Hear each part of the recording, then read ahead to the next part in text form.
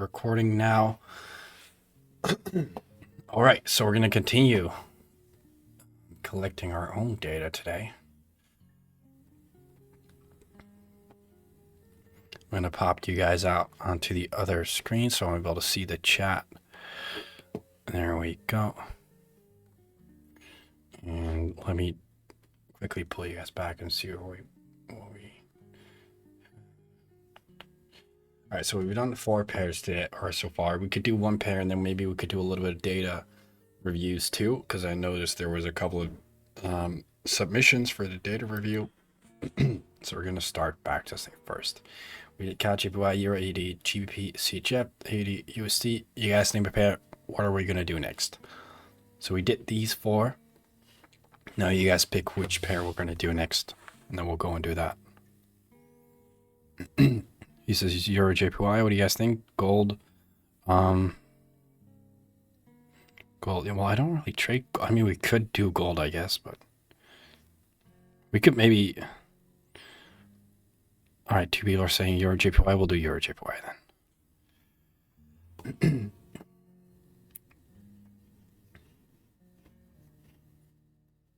How do I? Oh, there we go. I can't remember what I named these sessions. Master testing, something like that. And the account balance was 10,000. We said we were going to do Euro, JPY. We're going to start in 2015.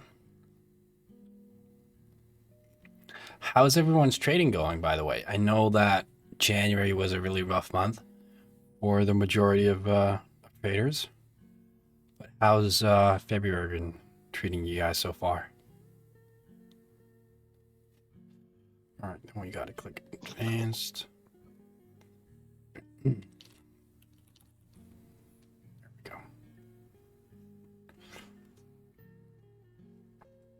Create.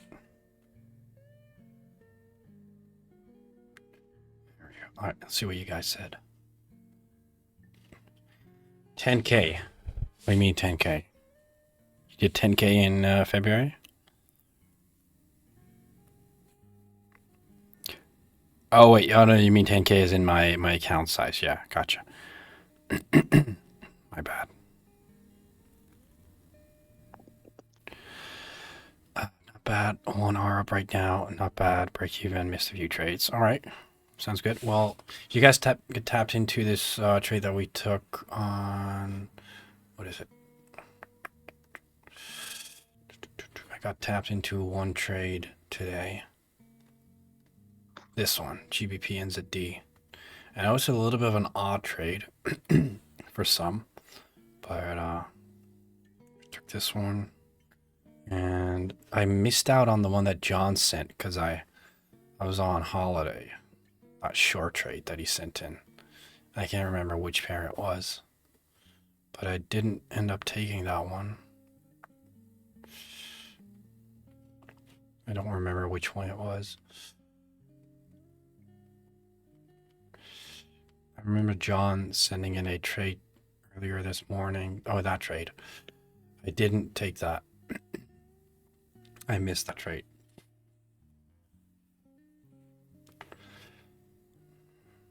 All right, nice. Good job, guys.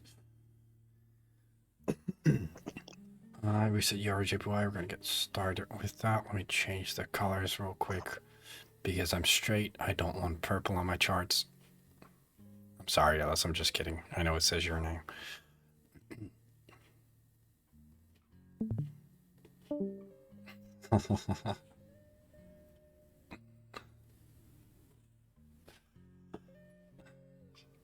Hey, Flawless Fighter. I can see that you're new. Welcome. Welcome to Simple Markets. I hope you're enjoying it here. If there's any questions you may have about what we're doing on these calls, then let me know. Nothing's wrong with purple. I was just kidding. It's a little gay, but overall it's fine. No, I'm just kidding. I really like purple, actually.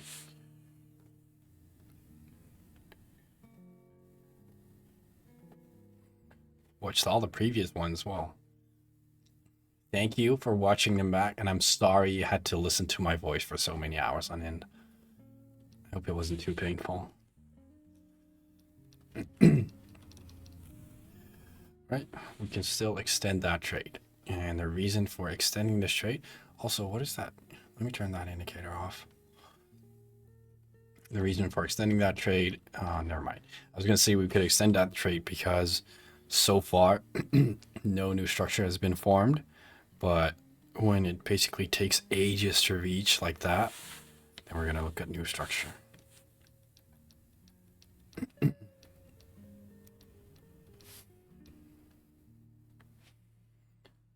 What are you guys saying? Yellow is gayer. What are you talking? All right, we're gonna have to talk about that sometime.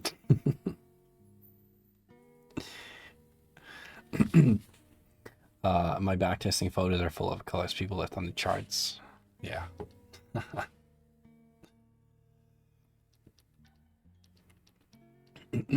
All right. We do have a relatively aggressive trade right off the bat, but it is valid. Let's take that. Let's see what we get.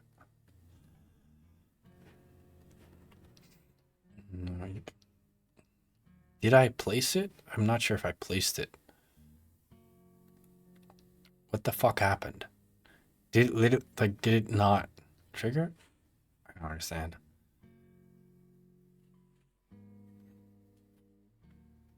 It entered it after I played out the trade. That is weird. Because it's yellow. If that was purple, it would have been tagged. Right. All right. That's unfortunate. So this trade did not get triggered because FX Replay decided to fuck us. That's too bad. Well, that's what happens in real life too, right? Sometimes you get fucked by the broker. So we're not going to sugarcoat it and play that back. Restart the session. We do get a new opportunity right after, which is very simple to see. If you break a structure, you're in balance. Just following that bearish trend.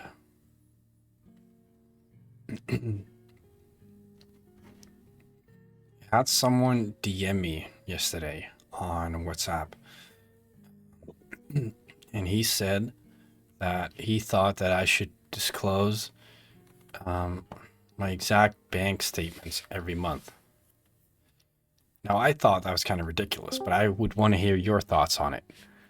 Because I do believe in transparency, obviously. That's like, I keep preaching about transparency. But I thought that was a little much. Like, I'm not sure how I feel about that.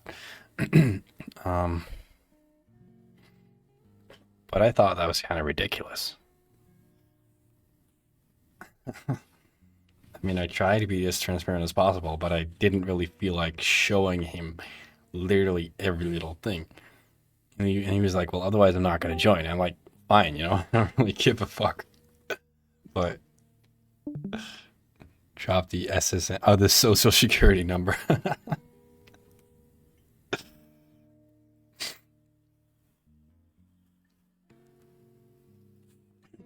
So it was relatively large, this trade, but we're taking it.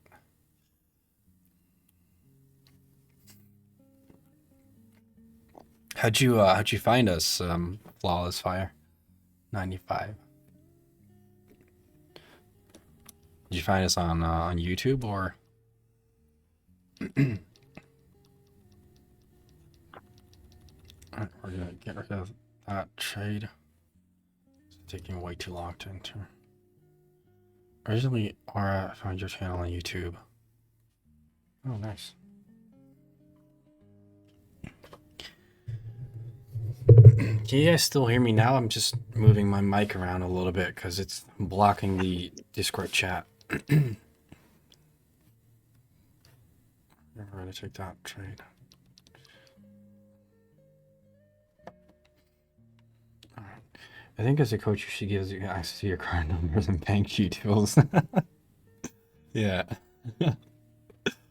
That's 100% transparency. You guys should be able to log into my bank account and see every payout that I get. I agree.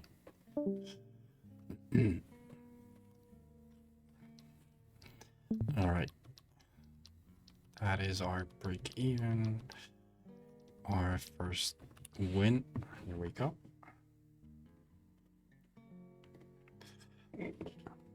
Let's go golfing. Let's go golfing.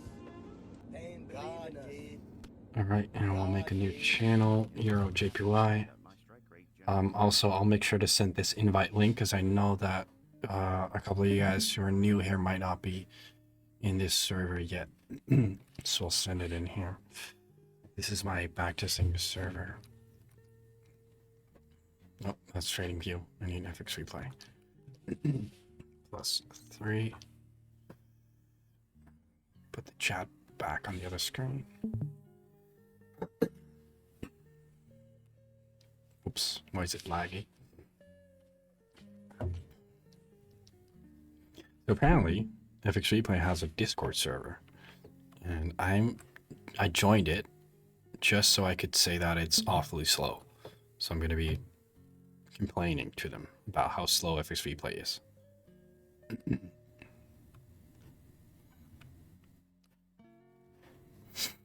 Auto break even. Start a virtual riot. Yeah, we will.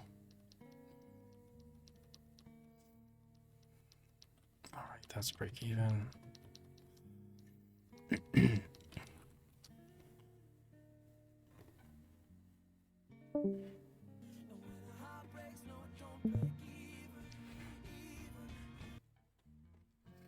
Works well for me by personal. Yeah. The thing is, the issue with this account is probably that there's way too many people on it.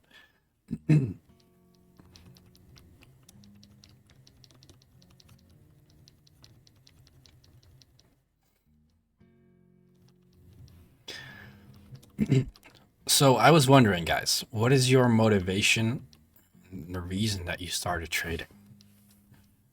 Like, why did you guys start? I know everyone has different reasons, so I'm really curious to hear what your reasons are. Excuse me.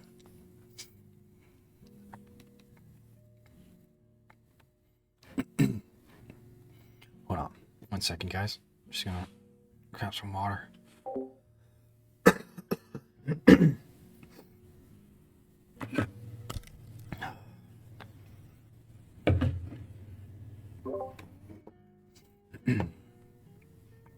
Quit work was the original reason, now just to travel. The second I left school, I realized I don't want to waste my hours for poor wages, to do less work than average people, and have the ability to do what I want, and of course to make great money. Gotcha. So I think if I were to summarize all of this, we all have the same reason we started. We want freedom, basically. Because Flawless is saying to quit work and travel. Basically, you want to have the freedom to travel. SK says he doesn't want to waste his hours working for shit wages, which I think also kind of comes back to freedom. And then VNM says do less work than people and make decent money. Yeah. At least my main factor is freedom. I'm not really motivated by money, honestly. I'm not really, I don't really care too much about money, but I do care about freedom a lot. I think, and forgive me if I get too spiritual here, because my new girlfriend, who I've been with for a couple of months, her spiritual stuff is working on me. But I don't really like to be, materialistic or like materialistic things. So I really believe that the whole purpose of humans is, to travel and explore and enjoy things and enjoy relationships. And I think that trading provides a great, stepping stone to be able to do that. I just know a lot of people who are wealthy and have a lot of money, but they're stuck to their work, and ultimately they're, kind of depressed because their whole life revolves around work. And like, I would much rather, for example, make 50K a year and have the freedom to do whatever I want whenever I want, and then make 200 or like 500K a year and be stuck at work for, 12 hours a day. Thomas says, I think trading is the real definition of freedom. I'm a simple guy, but I really enjoy traveling, and definitely trading allows that. Ellis says, I'd love to go traveling and trading with my girlfriend. Those two factors, being as relatively minimalistic and simple and satisfied with everything, and then being able to travel, I think that is what brings happiness, and that's what trading is really good for. Let me post this trade. This one. All right, let's chat for a second. Freedom. Escape my long days of graft and have more time with my family and a decent. What do you do now, Sam, for a living? Honestly, the way I do it right now is, and I was doing this on, I was talking to one of my Dutch clients today, and what's in Dutch, so you guys don't understand, but I think the main goal of trading, I'm going to pull up the other data. Bob said I'll have to do that in a private window so it doesn't log me out, but let's see if I can log in. Strategies, Bob. Here we go. I'm a plasterer. I'm not entirely sure what that is. English is not my first language, so. Oh, is it like drywall? And I think this is what we call it in Dutch. I'm not sure.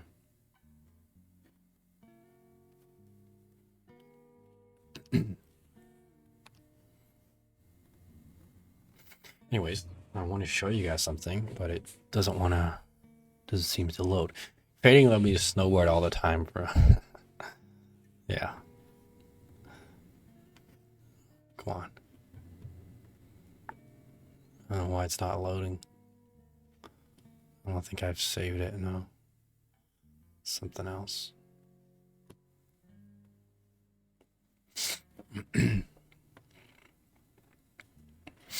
I just have 2 children now and realize life is short and I waste so much time on work. Honestly, yeah, I feel that. It kind of makes you realize too, at least, I don't have children, so I can't really judge, but I can't really say anything about it, but I think it'll make you realize that money is not really that important and materialistic things aren't really that important. But like having relationships and time for each other is way more important. Which is why, it's funny because if you were to make an ad on Instagram saying, do you want to have more time for, your family? A lot of people will just scroll by. But if you post an ad on Instagram with like, do you want to make 10K a month and have a Lamborghini? And people will click on it. Anyways, I'm losing point of what I'm trying to say, which is, this is Bob, the guy I was talking about. And I was looking at his yearly P&L. And I was saying, let's say you work 5 days a week, right? Or you work 40 hours a week. And in the Netherlands, most people work 40 hours a week. 40 hours, that's supposed to be an R. If you were to trade on, let's say, just 100K of capital, you were to risk 0.5% per trade. Let's do even less. Let's say you were to risk 0.25% per trade. And you would make, for example, like you did in 2016, around 67 or 68 R. So you would have 68 R. So you'd have, that is $250 times 68. You would have an extra $17,000 or euros, risking 0.25% on a 100K account with a 36% win rate on 1,000 trades, basically. That 16,000, that alone is enough to, for most people, I obviously don't know your situations, but for most people, that is enough to work 4 days a week instead of 5, or maybe even 3 days a week. And that's doable. And I believe, and I feel like this is one of the things that trading should be, shouldn't be your one and only hope to make $1 million, but it should be to gain freedom. And by gaining that freedom, you can work less, or you can start to do different things, and you can spend more time doing what you love. And that's ultimately what I believe trading should be like. And it shouldn't be about, I mean, it's obviously personal, of course, but I believe that it shouldn't be about trying to make as much money as you can and buying expensive cars, but it should be about being able to travel and experience and enjoy life and spending time with family and stuff like that. But obviously, it's all opinions for sure. So, like, someone might disagree with that, and that's totally fine. Personally, I've never really been motivated by stuff like expensive cars or watches. I went traveling a lot when I started to make decent money from trading. And now that I came back from Albania, I do say that I kind of missed traveling, to be honest. I did miss it. And I'm thinking of going on a road trip to the US. And I was thinking of maybe renting out like a camper van and then just going to the US for like a month or so. The only issue is that I'm running a company in the Netherlands, which does require me being here sometimes. So that's one thing I'm struggling with right now. And I've got an office which is, more than €1,000 a month too. So it's not like I can just leave that. I think that's pretty even. Yeah, that's pretty even.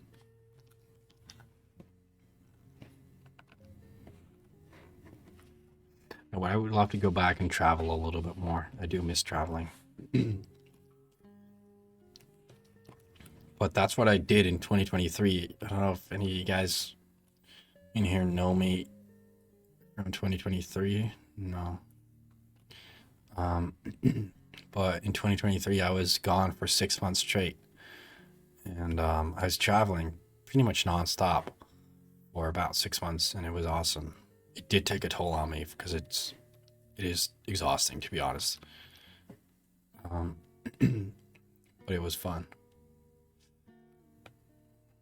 You definitely learn a lot when you travel. And also, to be honest, like now that I came back from Albania, it really made me realize what I have in the Netherlands, like that I do have a good life here. Just seeing the amount of stray dogs and even stray animals in general, but seeing the trash everywhere and how people don't know how to drive and how there's just a lot of poverty there. I don't know, it just makes you realize and makes you think that, it's not half bad here. So I think in that way, traveling is also a good way to open up your mind and realize what's important. And now today, I drove to my sister's new apartment and just seeing how clean the streets were and how traffic is always so safe and stuff like that. That just made me realize like it's really good to live here, even though I pay a fuckload of taxes. I know it's getting deep right now. I'm sorry. I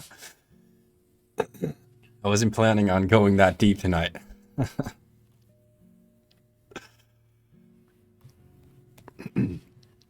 But it's the truth, to be honest. Like ever since I came back from Albania, that's what I've been realizing. Like, shit, like life is not that bad in this country.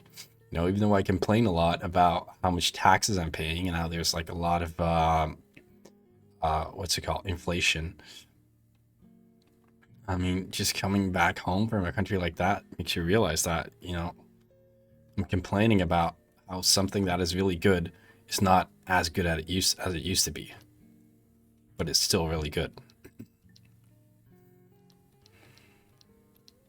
Let's break even.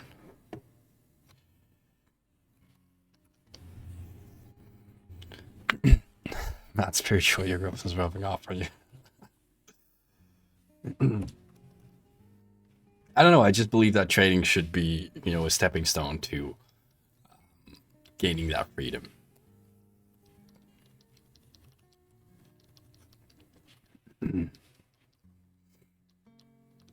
And it doesn't even have to be trading. It could be anything that provides freedom.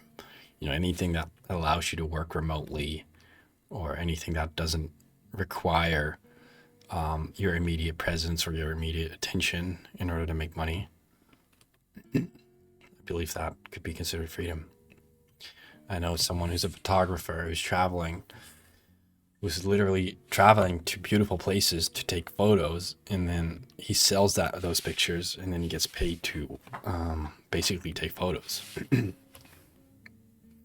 Now, I do think that's a really hard career. I don't think he makes that much money, but still, there's endless ways to basically, you know, make money and get started.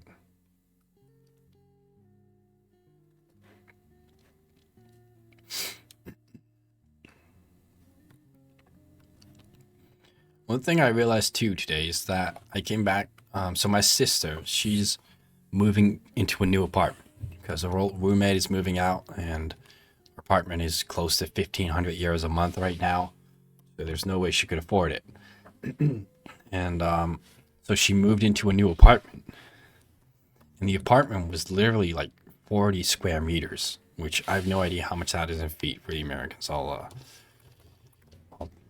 So it's 430 square foot. But basically, it's tiny. That is her new apartment. Like, it's so small. And she's paying over 1,000, or basically close to around 1,000 euros a month to live there. Like, just rent. That doesn't include utilities. And I was so shocked. Like, that's insane. Paying over 1,000 euros to live in a tiny confined space like that.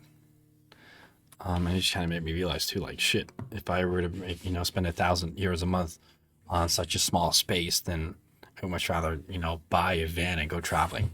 But luckily my office is 98 square meters. I think that's, not entirely sure, but it's close to around 100 square meters. So it's pretty large. It'd be something like this. And I pay around 1,300 euros, maybe a little bit more, in rent to be able to be here, basically. But obviously, it's not a living space. But still, I mean, if I had to pay, 3,000 or 4,000 just to have an office like this, I would not have done it. It's just not worth it. You can go traveling and stuff like that. Anyways, you guys said, have you seen Neil Young? I've never. Sounds like Neil Young, the musician, but I don't know any Neil Young. Neil Young.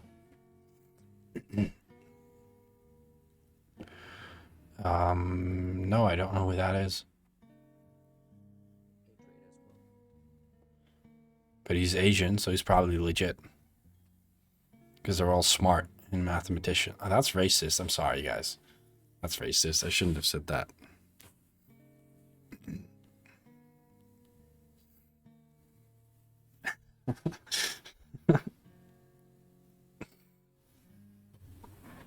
Square 40 square foot is in the Netherlands. Yeah, it's in Eindhoven, city in the Netherlands. But still, it's like on the outskirts of the city, so it's not even in the city center. I'm sorry, guys, if that insulted anyone. My comment.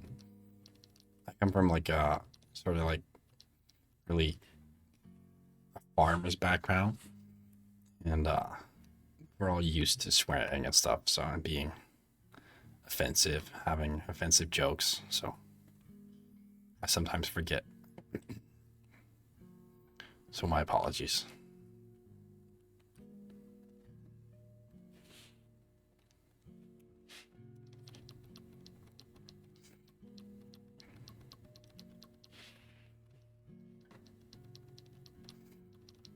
All right, there we go.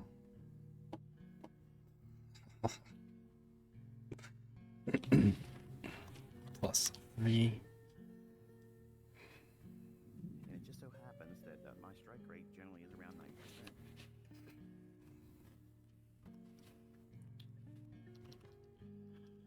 9%. That win rate really doesn't mean anything. I hate it. I hate it when people say like, "I got a 60% win rate," but then in reality, you only took 10 trades.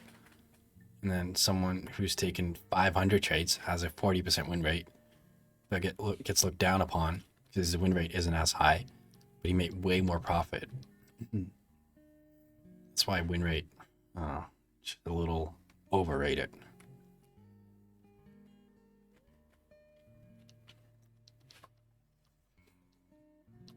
All right, let's see what you get. Break even.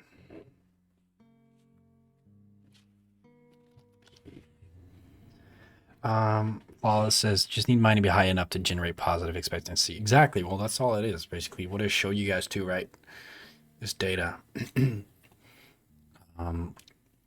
around 36.5, but it's a massive edge that works really well in the long run. So you need 25% to be, yeah, exactly.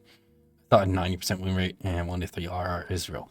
Well, it is real. It does work, and I'll show you if you PayPal me 10,000 euros. Then I'll show you the secret. Show you how to get a 90% win rate.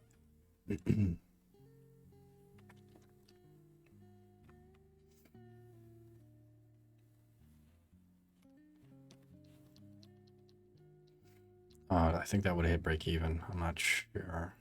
Yeah. All right, let's close that out. Let's break even. Pay to win.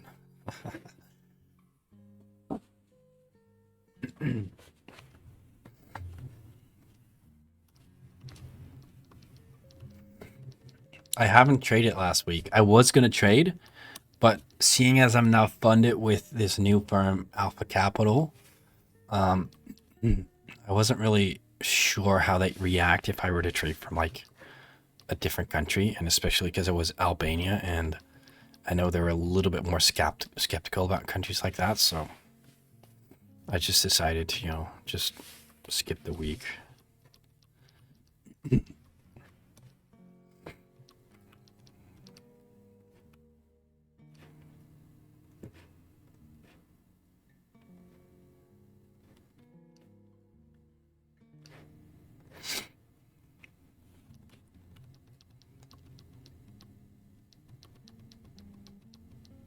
Let's break even. VE. Oh, Funding Pips sold my funded account. Really? Dude, fuck Funding Pips. They fucked me over too. And no, Escape, they did not end up giving me the account, but we had two 100k accounts. One of them came through, and the other one, they just stopped responding. Was that not a valid long? That one? Yeah, no, it is, but it never got to my entry. But you're right.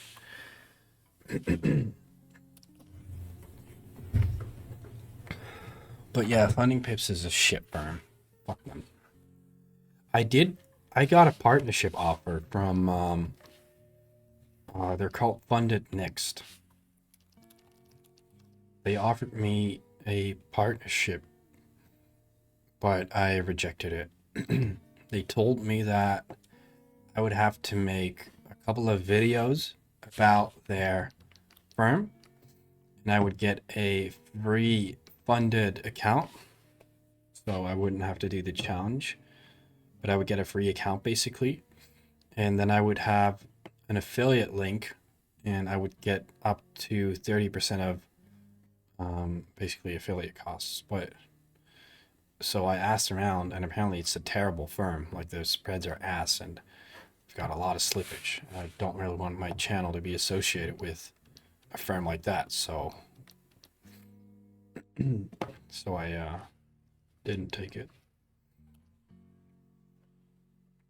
Oh, really? They asked you to? I said no as well. Huh.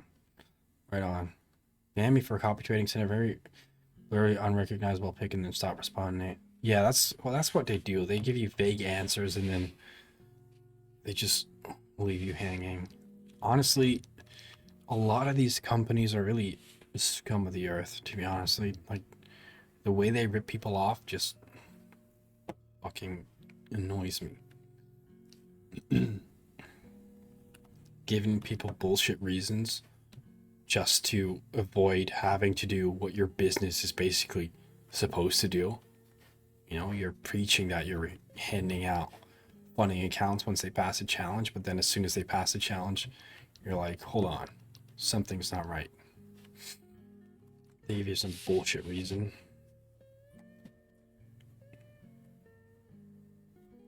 I'm a little, you know, I keep getting more and more skeptical about prop firms. I don't know. The more you know, we missed out on the trade. That's unfortunate. But yeah. I feel like I'm a lot slower nowadays with my backtesting as opposed to like back in January. Did we just miss 2 trades in a row? I think we did. Shit. Well, that's unfortunate. But that's what happens in trading too. So we missed 2 winning trades in a row.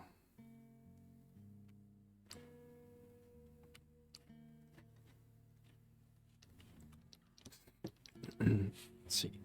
Profitable trader sounds like hacker to me. Funding probably. Yeah. Also, Sam, you asked me something. I'm sorry. I remember you asking me something, but I didn't get back to it yet. How long did it take you to get profitable?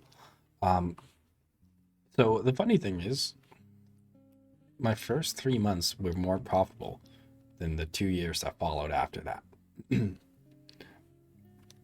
Which is always funny. But no, it took me around, I'd say probably around 2 or 3 years to get profitable. I started like, I remember I started around 2018, 2019. That's when I first studied Forex. But the thing is, and I was a little lucky too, my uncle, well, actually my dad's uncle, but he's family of mine, used to be a trader. So I did have a lot of help. So it was easier for me than for most people because I had basically a veteran sitting right next to me. So it took me around 2-3 years probably. But it's because I I did a lot of dumb shit basically. I thought I was able to, you know, nail the markets. Even though my uncle back then, he warned me, like I was on about this ICT stuff and white cuff stuff, and he said like, you know, don't overcomplicate it like that. But you know, it's the modern way of trading. He said that too. Like back in the day, swing trading was the only form of trading. He didn't have these bullshit concepts because there was no such thing as scalping. You couldn't scalp back in the day. That's something that's completely, you know, 21st century. Because back in the day, data feeds weren't as fast, and even, you know, before that, you would even have to call a broker to even be able to put in a trade. So I just thought that's obviously I didn't live in that period. Too young, but all right. Let's see. I would have deleted that trade, but fuck it. Oh shit. That was not my intention.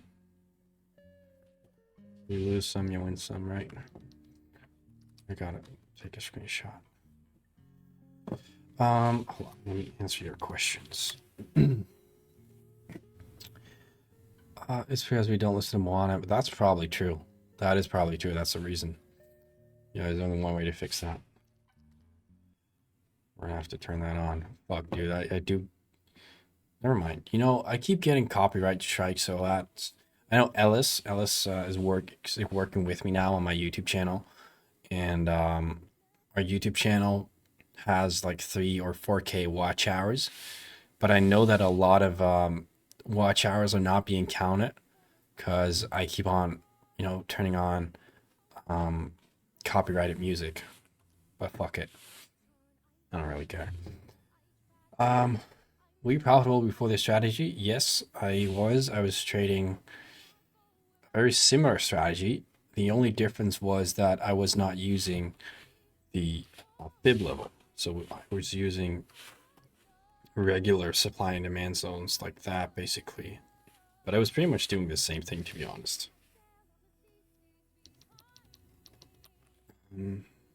What's your definition of a profitable trader? That's a good question. All right, so the only reason, by the way, I'm not taking a short right now is because I don't want to hedge between positions. So, but this trade is taking long as fuck. There's a good chance your swap would have taken you out by now. So, massive trade. You can even see that there was a trade within that trade too. So, anyways, that's 2 wins.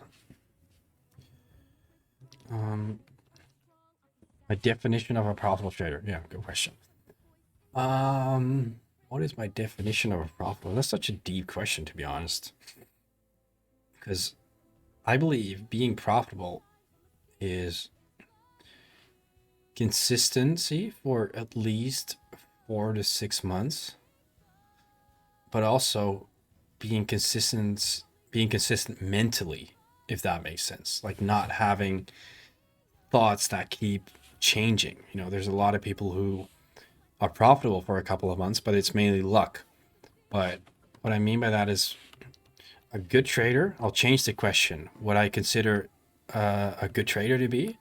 So I'm going to change the question to what I consider as a good trader is someone who is calm whenever they take losses because they know that what they're doing works really well.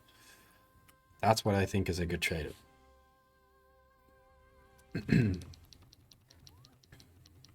If that makes sense.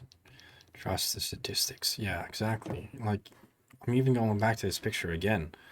Someone who's, tested their strategy 1,000 times with a 36% win rate is not going to panic when, right in 2017 or 2016 here, you have a little drawdown period, or here in 2018, you have a little drawdown period. Someone who knows their statistics is not going to panic. So that's what makes someone a good trader, in my opinion. What the fuck is this? Lava? Never heard that. Oh, let's do the Rapunzel soundtrack. I hope that makes sense. I'm not sure if that answered your question. I hope it did. I feel like that's one of the easiest questions I should be able to answer, but it's actually a lot harder than some of the more difficult questions I get. Anyways.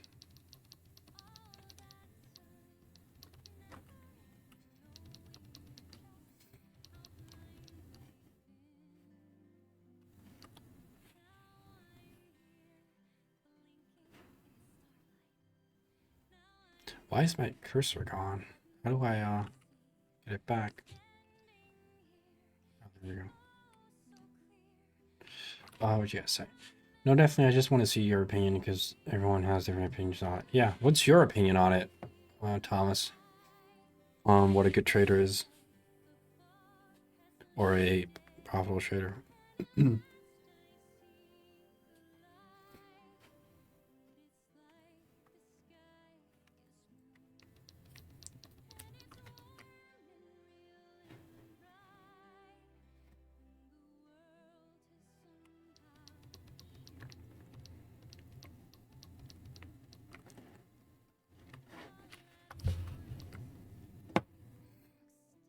Is this cringe? We're listening to Rapunzel while backtesting, talking about traveling and stuff. This is what people call cringe.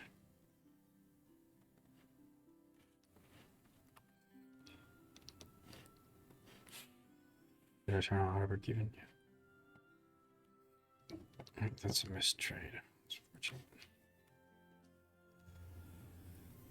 Aura.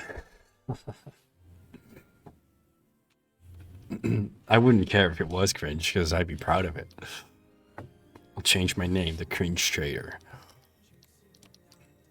Dude, Rapunzel is fucking great. I watched it like a month ago. And it's honestly really good. It's probably one of the best Disney movies ever.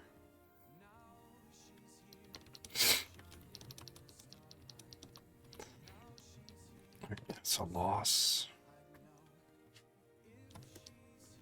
Minus 1,000 R for the yellow candles. Alright, let me just quickly ban Ellis. Oh, that's a little loud. Hold on. Shut up, Rapunzel.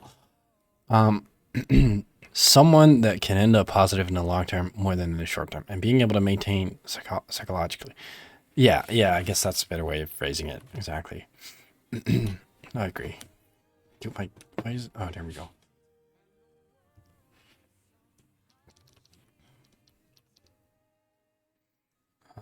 45 minutes.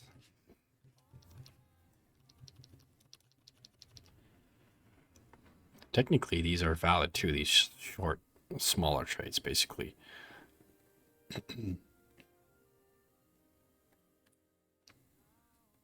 But they're really aggressive, though. That's too far gone. And we do have a long trade instead.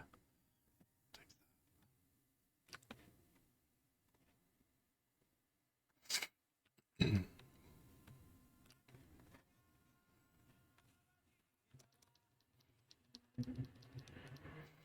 loss, there we go. -1. All right, are you guys watching the Champions League?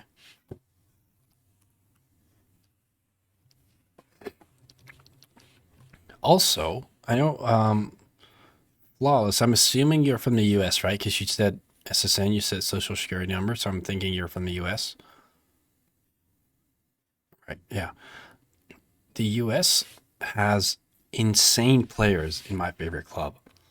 It's actually crazy. Apparently, my club, PSV Eindhoven, has some of the best players from the US in our club. This guy is playing for PSV right now. He came from FC Barcelona. And we've got this guy who's also an American playing for us.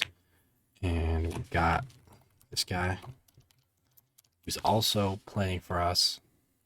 And these three are really good. And they're all playing for my favorite team, my local team.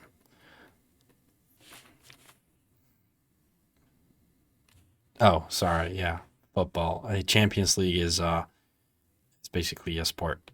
Or Champions League, not a sport. It's a league in football or soccer, as you guys call it.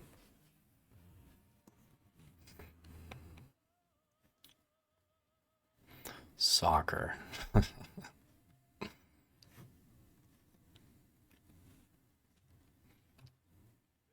Ajax number 8.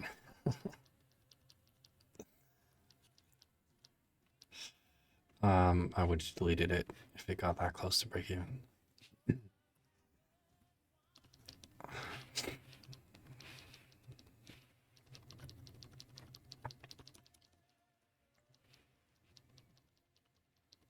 That would have been a valid short, to be honest, but I missed it.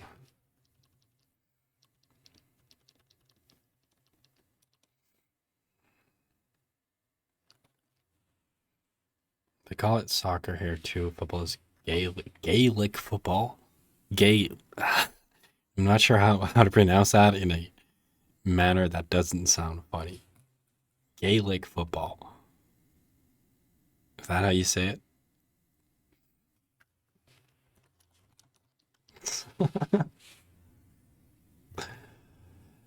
Football here is, oh, it's like rugby, right? In Ireland, isn't it?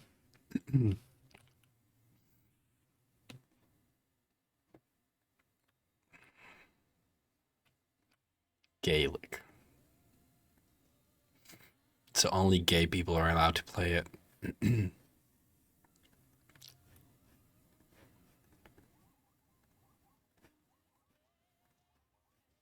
Is it not working?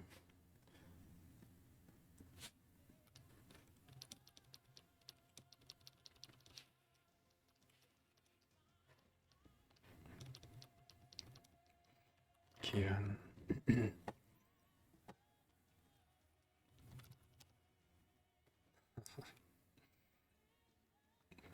Kind of like full contact soccer with rugby goals and MMA content. What are you talking about? You're kicking people while you're playing. That's insane. We do have that short right there too. I think all throughout Europe, for the most part, like football or soccer, is probably the most popular sport. And I think in South America as well. Right, Thomas and Esteban, you guys are from South America. I think it's the most popular there too. There we go.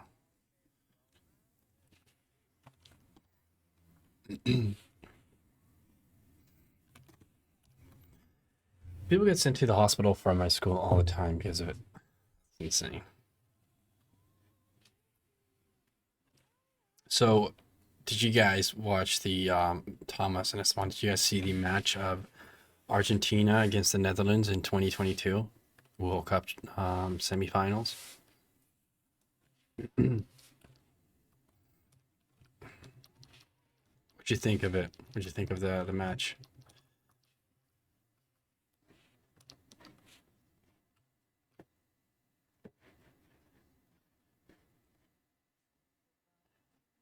There's only one correct answer that you're going to be able to give. If he's going to say that Argentina should have won, then I'm going to ban him.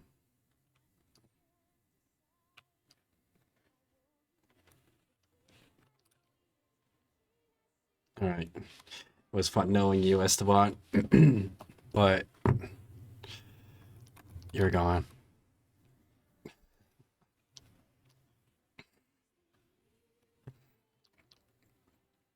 I'm just missing. I would never ban someone.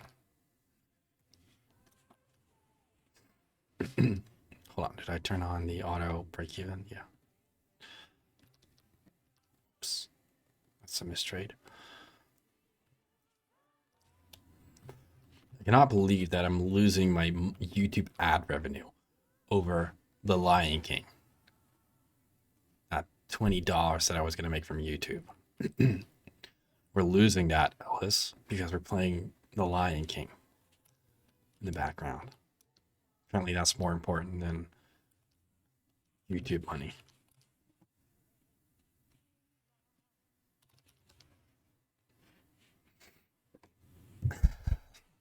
Our YouTube ad revenue.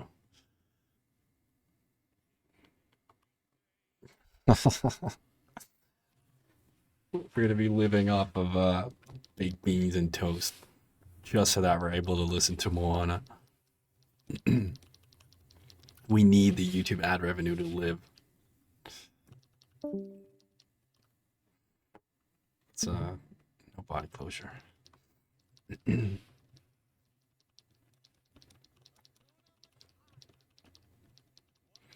All right, we're approaching December.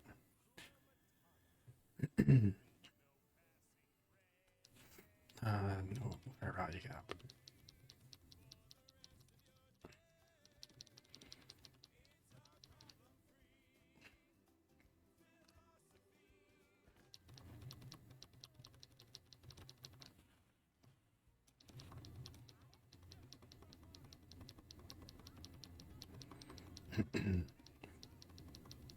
Oh shit.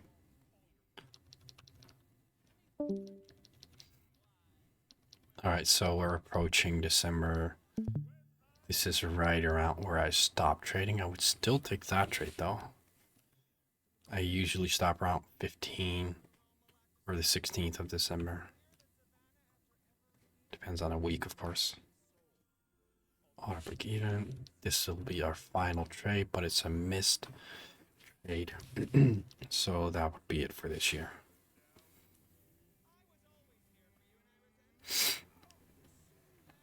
There we go. Do you play football? If the answer is yes, you look like you're center back. First of all, it's football. Second of all, why do you think I'm center back? Why do you not assume that I'm like, an attacker?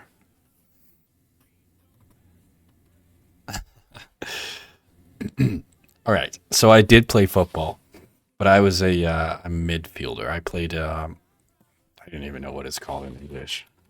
This was my.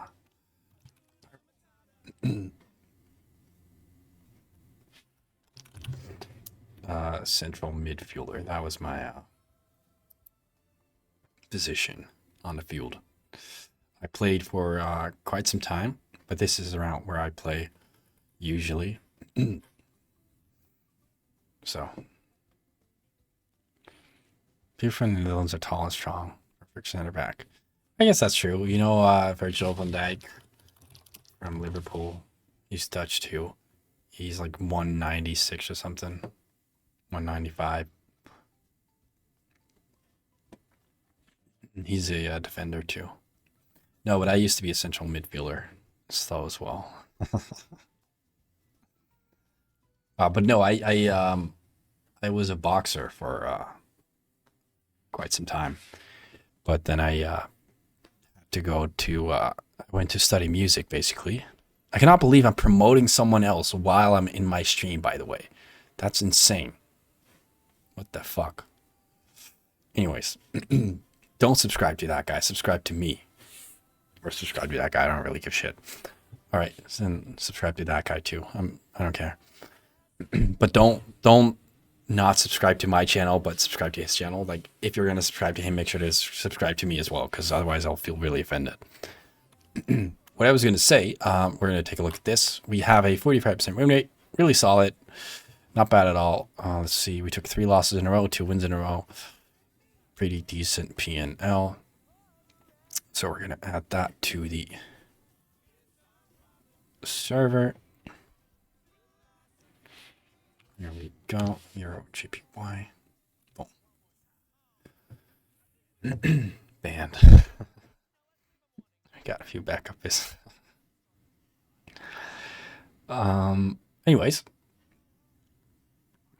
No, I used to do boxing for a long time, but then I went to study music and I broke my hand a couple of times with boxing, but I was gonna study music, so it was either one of the two because I couldn't play guitar and I couldn't really play any instruments if I kept on competitive boxing because I kept, hurting my hand. So,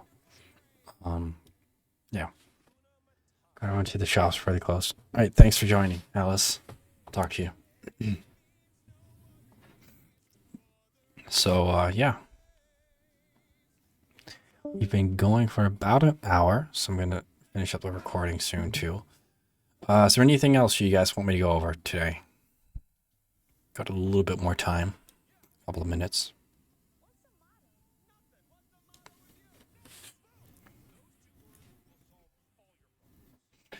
Day review? Yeah, sure. We'll do one right now. See that you posted it. Did someone respond to you yet, Thomas? See, there's 3 that I didn't see, that I missed. I'm assuming John went over these, right? In the session.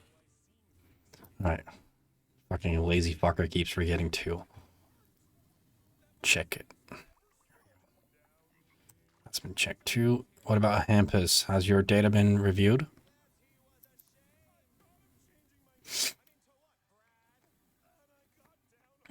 What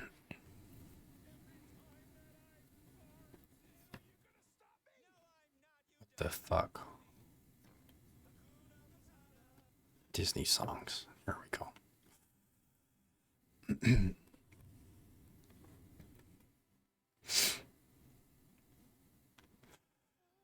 Nope, but I feel like it's maybe not valid data. I'll take a look at it, see what's going on. Here's my backtesting data. My live results about the same. I do not feel confident when I backtest or when I live trade.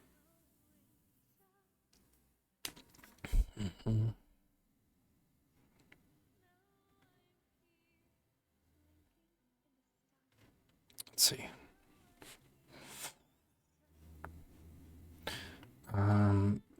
So how many pairs do we have here? How many pairs and how many years? So there's a couple of years of data. And I see a bunch of pairs, really. All right, let me pull up the chat again. So yeah, you're relatively new too, right? So first of all, welcome, by the way. Let's take a look at it and let's see what's going on. And you said you don't feel confident, so I'm assuming there's a couple of things going on. You don't have any clarity in what you're supposed to be doing. And correct me if I'm wrong.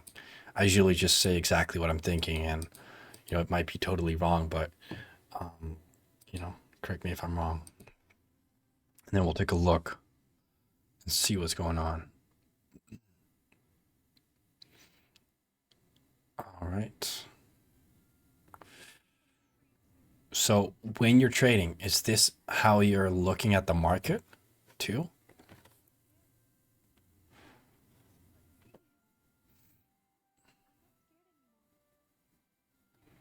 Because what I'm noticing right off the bat is your eyes should be. Fuck. Hold on. Your eyes should be here. All of this shit, there's no need to look at that. So all of that, there's no need for that to even be in your screenshot. So we don't have to look at that. Oh, fuck yeah. Get rid of the widescreen monitor. No, but like in general, like there's no need to be looking at price action from months ago. What the fuck is going on? Why is it? Oh, fuck. Shit, now we're also going to get an explicit warning on our video too, Ellis. Oh, he's gone, but fuck. Now I'm definitely not going to get monetized. Your POV should be something like this. There's really no reason to look at all that price action to the left. So that's one thing. I've been a bit confused with that. A friend taught me to look trend, but maybe I look too much to the left. I get that. The thing is, especially on the 4-hour time frame, this is a really strong time frame in general. Anything that happens on the recent 4-hour time frame would be a massive trend on, for example, the 15-minute. So there's really no point in looking all the way back, because in general, the 4-hour is really strong and it's respected nicely. Like you can see right now, we've got a bearish trend here, for example, and it gets respected pretty nicely for a little bit. And let me just pull up some of your other screenshots too. Like in this case, for example, hold on a second before I go into that. I want to see a little bit more. I don't want to jump to conclusions. All right, yeah, we'll talk about it. What do you see, Hampus? What do you see yourself? Like, what do you see that is different between these screenshots when you're looking at the chart? And maybe someone else can answer it too. See what you guys are seeing.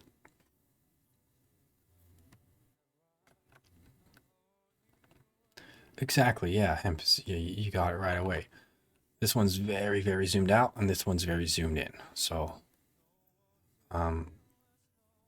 consistency in that is important too. And I know, for example, when I go and look at my charts, that the majority of trades are all kind of zoomed in similarly. Like I know I'm not going to have massive differences in the way I'm looking at the charts, just because I've been doing it for so long. But there's got to be consistency in that too, which you can clearly see here. So that's one thing right off the bat. I'm going to be typing that out for you.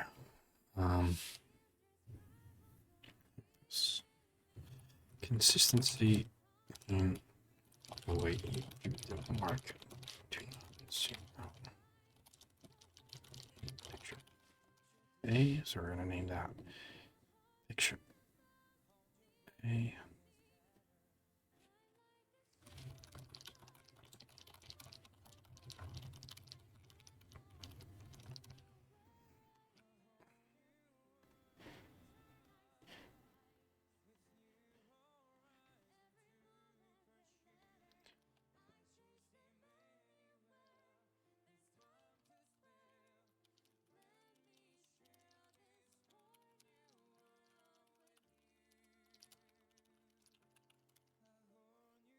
A good tip to avoid that. So before you hop into another session on F3 Play, quickly scroll through your old trades, and that kind of resets your mind. And you're like, oh, right, yeah, that's the way I'm looking at these charts. So that's just a quick little tip for that. And then other than that, minutes. I'll probably go over all the trades in detail after this session, but right off the bat, I would say keep it very, very, very, very mechanical right now. Why? Because this is going to be your first round of backtesting, which means that we want you to take every trade that meets the rules from a mechanical standpoint, even the ones that you know might not be high probability. So even that long here, for example, you're going to take every trade that meets the rules from a mechanical standpoint. For now, that's really important. Because confusion comes from, well, that's all right, flawless. Confusion comes from you're already bringing some experience to the table, so you're already having a strategy that's somewhat influenced by stuff that you know from the past. So we would much rather have you test a fuckload of trades and do a bunch of shit wrong and then be able to tell what's going wrong than, you know, getting a few trades and not understanding why you're missing out on so many trades. And then only after a year figuring out that it's because someone in the past taught you to look at X, Y, and Z. So right now, especially in the first rounds of your backtesting, I was going to say career, in your first backtesting sessions, keep it mechanical, and all these comments, for now, kind of ignore them. So the goal for now is going to be to collect at least 100 trades mechanically. And what I mean by that is everything that meets the plan from a mechanical standpoint, we're going to take. You have your low, your high, your break, imbalance, we're taking that. Once again, low, high, break, imbalance, we're taking that. There's no room for any adjustments. We're going to do that once we have 100 trades, and then we're going to do a submission, and then we're going to be like, all right, we made it as mechanical as we could. Let's see what we can change now. Let's see if there's stuff that we can do to improve. But any of these trades right now are all valid. And yes, your win rate will be a little bit lower. That's totally fine because it's about collecting data right now. It's not about getting the best results. That's something that we'll work towards. But yeah, the issue is that a lot of traders who come in here, unfortunately, have been educated by, for example, different communities. So you subconsciously bring that experience and that info, you bring that knowledge with you to this new strategy, which makes it a little bit more difficult. You know, I hope that makes sense. So I'm going to add that to the day reviews. For round one, we're going to backtest ringing mechanically, leave all of your previous teachings. Is that a word? I don't even know if that's a word. Fuck it. Teachings and experiences out of it and approach it with a clean slate. Right, mechanical. Goal is to collect trades, at least 100. And after that, we'll focus on filtering out a few. Increase the win rate. There we go. My friend said he learned from you and he kind of taught me around 1,000 backtest trades with the win rate slowly. I don't know who your friend is, but I never really mentioned about looking to the left. I've never really been a big supporter of that, but yeah.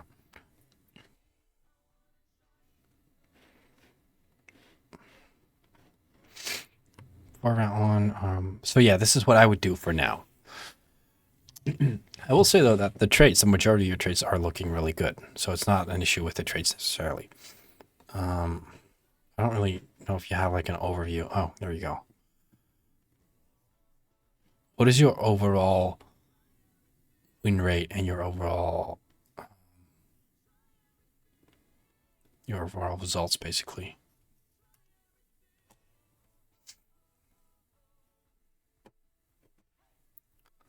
There's a sheet with the data review. Oh, here you go. Overall results.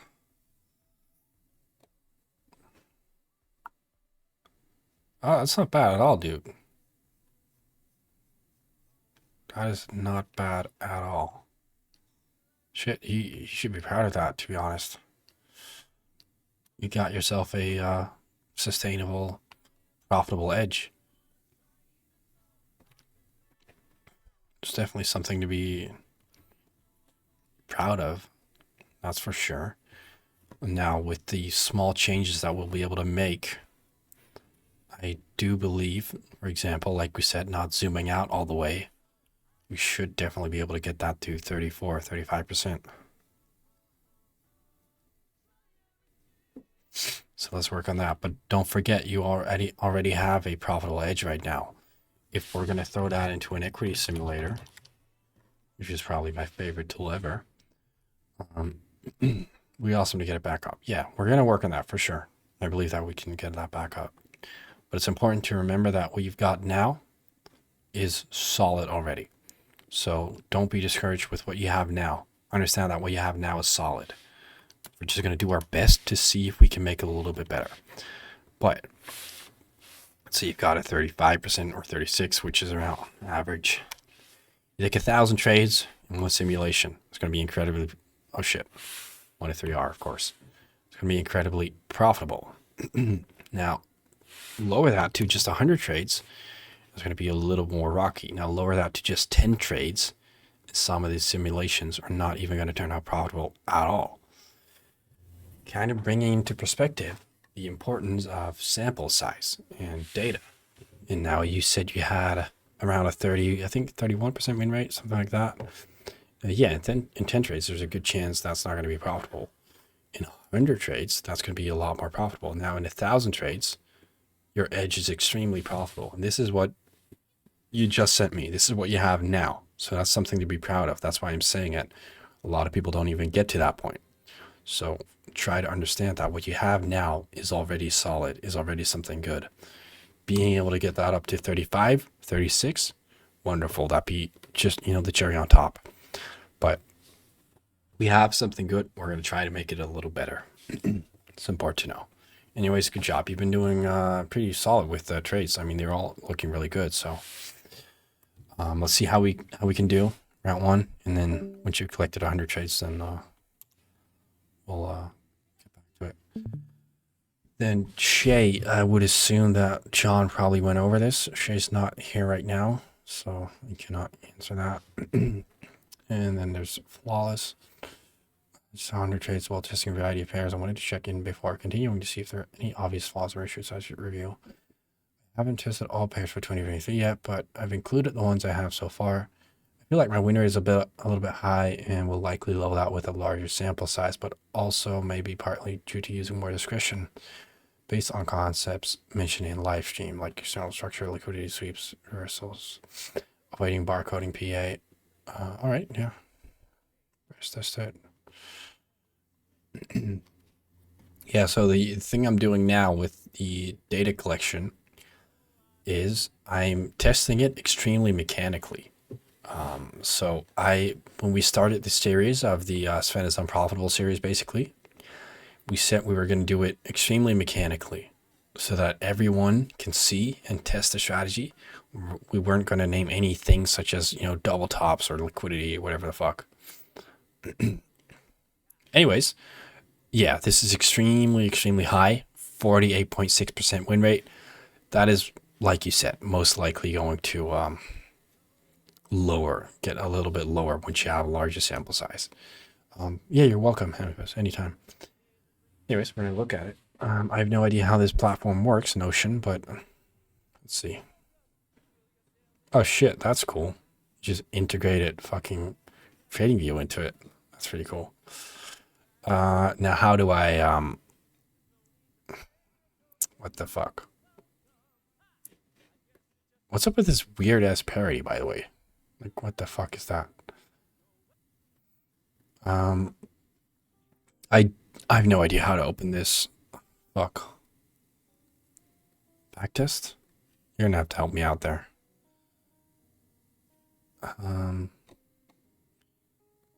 Data reviews.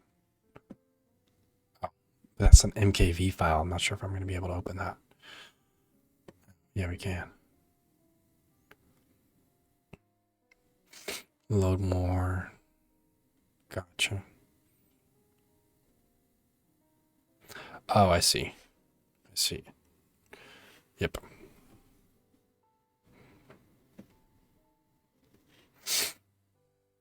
Yeah, and you just kind of want to know if what you're doing is correct before continuing your backtesting.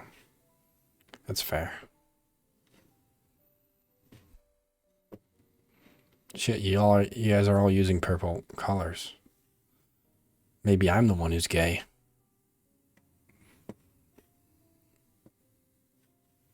Oh, shit.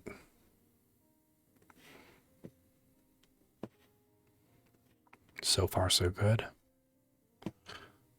Barcode PA. Let's see. That is barcode PA. Did you take that trade before? I don't know if you did.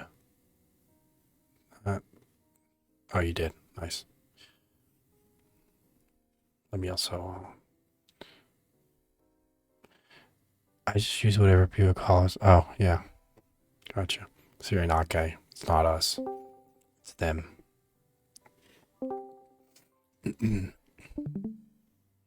Honestly, so far, so good, to be honest. Like, this is all looking really solid. Shit, why do I keep copying it?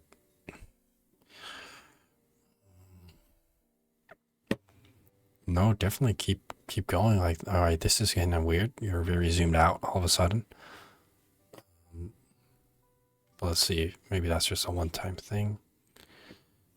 The yellow is ugly, dude. It looks like a construction site.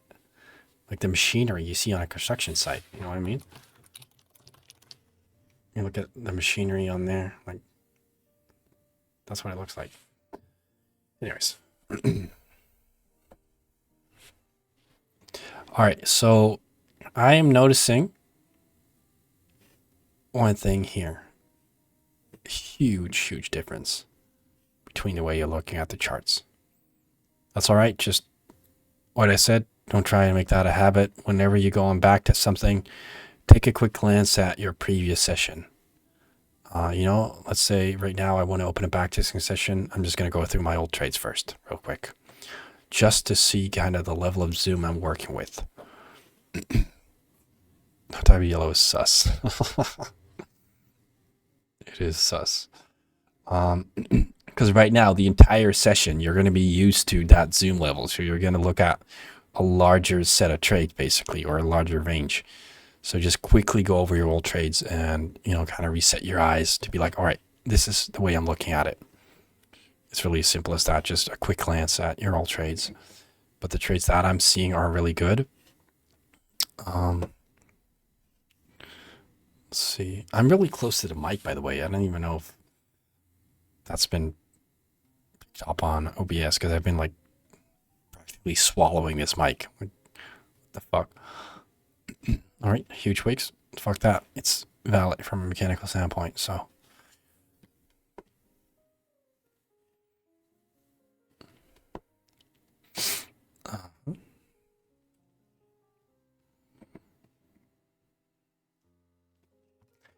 All right, so that's the one thing that I'm noticing is you started out really well, but then you started to zoom out a little bit more.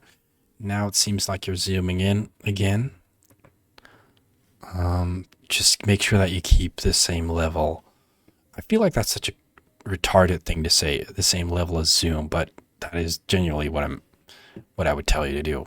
Make sure that you're looking at the same way. Price. Like even if you go back to what I said earlier, like you can see that I'm always kind of like checking it out the same way. So that's what I would say. But other than that, perfect. No comments. The trades that you're taking are all solid. So definitely keep that going. Oh, this is right after my session for sure, because these are the colors that I use pretty often. No, just make sure that you're sticking with that and not changing it up too much. Also, the comments. All right, this is way too zoomed out for. I mean, it's like every session you zoom out a little bit further.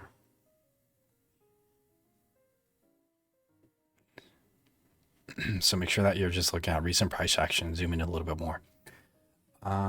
Also, the comments or the notes, take that with a grain of salt too, right? Like, yes, this is barcode price action. However, the point right now is not to get the perfect results. So yeah, just, note it down, but don't really think too much of it, because it's going to create short-term gratification basically by, for example, avoiding that trade because it has LS. I don't know what that is, but I'm assuming something with liquidity. So yeah, that's what I would say for now.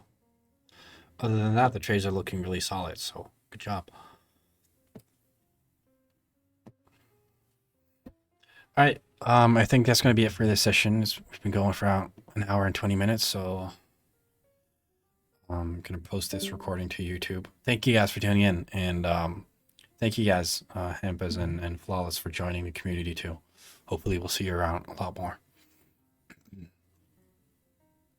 All right, guys, I appreciate you joining. I'll talk to you guys next week. Take care and have a good rest of your evening.